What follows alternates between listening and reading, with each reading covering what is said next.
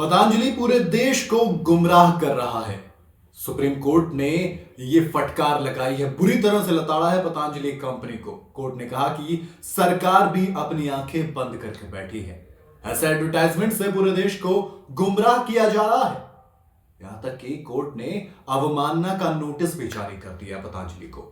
Supreme court ने गुमराह करने वाले एडवर्टाइजमेंट्स को लेकर एक बार फिर से पतंजलि आयुर्वेद को फटकार लगाई और साथ ही कोर्ट ने केंद्र सरकार को भी लगा दी।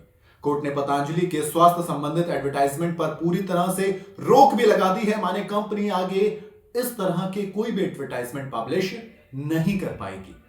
कोर्ट ने पतंजलि और उसके एमडी आचार्य बालकृष्ण को अवमानना का नोटिस भी जारी कर दिया। साथ ही कोर्ट ने केंद्र सरकार से भी पूछा कि कंपनी के खिलाफ कार्रवाई क्यों नहीं की गई भाई।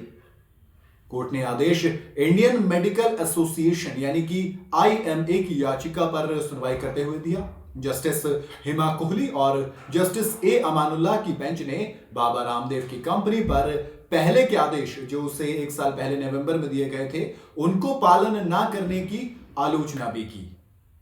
ये आपने नहीं माना। बेंच ने कहा कि सरकार अपनी आंखें बंद करके बैठी है। ऐसे एडवर्टाइजमेंट से पूरे देश को गुमराह किया जा रहा है। 2 साल से आप इंतजार कर रहे हैं कि ड्रग्स एक्ट कब इसे प्रतिबंधित करेगी। ये बहुत ही दुर्भाग्यपूर्ण है। सरकार को तत्काल कुछ कार्रवाई करनी होगी। कोर्ट ने कंपनी को निर्देश भी दिया। उन्होंने कहा कि वो भ्रामक जानकारी देने वाली अपनी दवाओं के सभी इलेक्ट्रॉनिक और प्रिंट एडवर्टाइजमेंट यानी कि जो एडवर्टाइजमेंट टीवी पे आते हैं, जो एडवर्टाइजमेंट मैगजीन या फिर अखबारों में आते हैं, उनको फौरन बंद करें। जस्टिस अमानुल्लाह ने सुनवाई के दौरान कहा कि आज मैं वाकई में एक सख्त आदेश पारित करने जा रहा हूं। आदेश वाकई में सख्त था। कोर्ट की फटकार के बाद पतंजलि की तरफ से पेश हुए सीनियर एडवोकेट विपिन सांघी ने आश्वासन दिया कि कंपनी फ्यूचर में ऐसा कोई भी एडवर्टाइजमेंट प्रकाशित नहीं करेगी। साथ ही यह भी सुनिश्चित करेगी कि प्रेस में कोई भी कैजुअल बयान ना दिया जाए। ये कब कहा? जब कोर्ट ने फटकार लगा दी, जब कोर्ट ने बैन लगा दिया, उससे पहले कुछ नहीं कहा। सुप्रीम कोर्ट ने जवाब दाखिल करने के लिए पतंजलि को हालांकि 3 हफ्ते का वक्त दिया है। कोर्ट के आदेश के बाद जब कई सारे मीडिया आउटलेट्स ने पतंजलि आयुर्वेद की जनसंपर्क टीम से कनेक्ट करने की कोशिश की तो कोई भी सामने नहीं आया। किसी ने इस मामले पे कोई भी बात करने या फिर बयान देने से साफ इनकार कर दिया। दरअसल कोर्ट ने गुस्सा इसलिए दिखाया क्योंकि कोर्ट ने पहले भी आपको आगाह किया था लेकिन आपने नहीं मानी। कोर्ट ने कहा कि दरअसल कोर्ट ने पिछले साल नवंबर में पतंजलि आयुर्वेद को अपनी दवाओं के बारे में झूठे और भ्रामक एडवर्टाइजमेंट करने के लिए मना किया था कि भैया आपको हम आगाह कर रहे हैं, लेकिन नहीं मानी। कोर्ट ने पतंजलि को चेतावनी दी थी कि अगर वो अपने प्रोडक्ट से बीमारियों के इलाज का झूठा दावा करता है तो उस पर 1 करोड़ रुपए का जुर्माना लगाया जाएगा।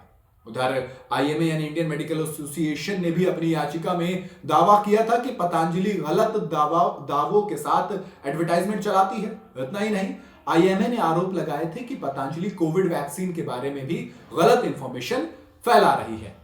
दरअसल इंफॉर्मेशन जो गलत थी वो ये कि पतंजलि के जब आप एडवर्टाइजमेंट देखते हैं, जब आप पतंजलि का कोई भी ऐड देखते होंगे तो उसमें एक चीज बड़ी अच्छे से दिखाई जाती है कि आप ये वाली दवाई लीजिए, इससे आपकी डायबिटीज पूरी तरह से ठीक हो जाएगी। आप ये वाली दवाई लीजिए, इससे आपको जो शुगर है वो बिल्कुल खत्म हो जाएगी।